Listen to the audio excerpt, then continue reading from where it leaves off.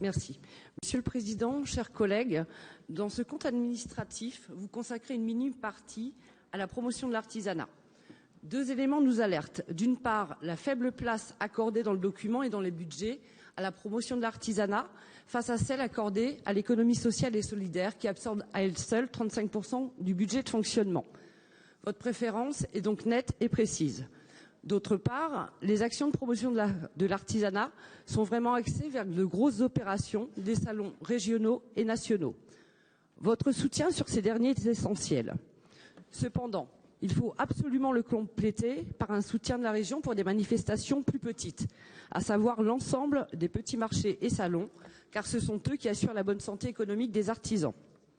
C'est d'autant plus important cette année, car l'essentiel des salons, petits marchés de toute taille sont annulés progressivement. C'est d'ailleurs le cas pour les artisanales de Chartres que vous citez dans le document, car l'édition 2020 est annulée et remplacée par un salon virtuel. Là, nous sommes au début de l'été, les dossiers d'inscription pour les marchés artisanaux et de fin d'année, les marchés de Noël commencent à circuler. Les artisans sont particulièrement inquiets cette année. Alors c'est vrai que cet artisanat-là ne représente qu'une toute petite partie de l'économie, mais elle compte quand même. La même problématique revient. Ces marchés ou ceux d'Opsalon seront-ils réservés aux professionnels uniquement ?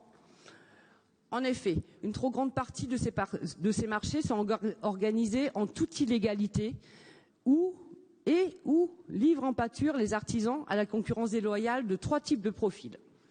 Les premiers sont les particuliers non immatriculés, souvent la copine de l'organisatrice, la collègue du maire, qui se cachent avec l'aide des organisateurs et à tort derrière la loi L310 du Code du commerce. Le second groupe est composé des associations qui ont le droit de vendre à perte, contrairement à l'artisan qui, lui, n'en a pas le droit et d'autre part ne le peut pas car il a un salaire à tirer de son travail. À l'inverse des associations dont la masse salariale est financée pour bon nombre d'entre elles par de l'argent public, je vous renvoie au tableau. Et le troisième groupe est composé de personnes, certes immatriculées, mais dont l'activité artisanale n'est qu'un leurre destiné à autofinancer leurs loisirs et qui de fait casse les prix.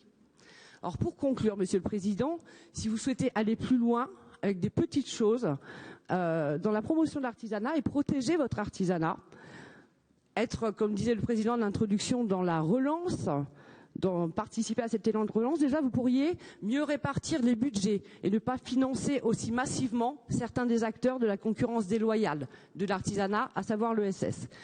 Et d'autre part, nous vous encourageons à consacrer un maigre budget qui correspondrait à l'envoi d'à peu près 2000 courriers à l'ensemble des collectivités locales, dont des maires, donc des élus également qui sont présents ici, en précisant que vous, en tant qu'acteur du soutien économique de l'artisanat, vous demandez à ce que le cadre légal soit strictement respecté quant à l'organisation de ces divers marchés et qu'à ce titre, les particuliers ne peuvent y participer.